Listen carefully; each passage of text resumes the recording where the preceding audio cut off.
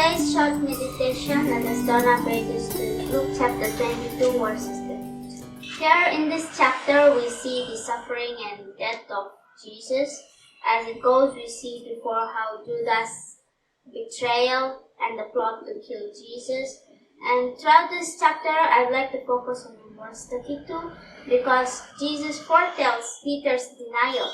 And we see what Jesus says in verse 32. He says, "But I have prayed for you that your faith may not fail, and when you have turned again, strengthen your brothers."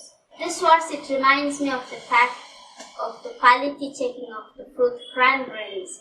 We see each fruit have their own quality, like where they check for their color and firmness and their smell and etc. But it is different for these cranberries. In order to check the quality of cranberries are its ability to bounce like a golf ball. Though the berries are very small and tiny round, their quality is checked through how they bounce. And in science, they report that in order to check the freshly picked cranberries quality and their process, they process it through the step-like board, where they check its ability to bounce at least 8 to 10 inches. Once that quality test is done for those cranberries, where they bounce back from 8 to 10 inches, they are considered as good quality. Those they continue to process to sell the product. So each fruit has its own, but when it comes to cranberries, it is checked through its ability to bounce back.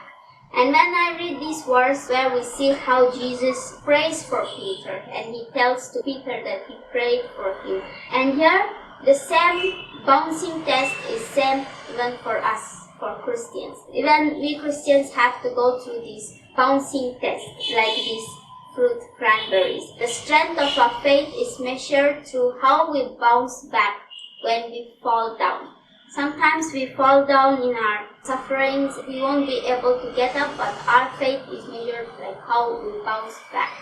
And it is, although we have these painful failures sometimes, it is that love of Christ that helps us. It is the faith in Him that helps us to bounce back. And we can be firm with our heart's devotion to our Christ. And here we see how Jesus knew that Apostle Peter was about to fall down, about to trip and fall in his own zeal, in his own self-confidence by denying Jesus. Jesus foreknew that Peter is going to fall down, and yet Jesus saw beyond his failure.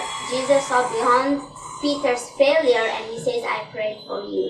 And we see how Jesus affirms that his faith will not fail him. In fact, when Jesus says, "I prayed for you that your faith may not fail," it's saying like, Peter, you will bounce back after you fail. It's like, just like these cranberries have the ability to bounce back for the good quality, we as a Christian, as a believer of Christ, should have the ability to bounce back with our faith. Even though when we fall down, we need to be a good product, like a good quality fruit, which is considered for cranberries. Like that, our ability in Christian life, we should have that faith which can help us to bounce back.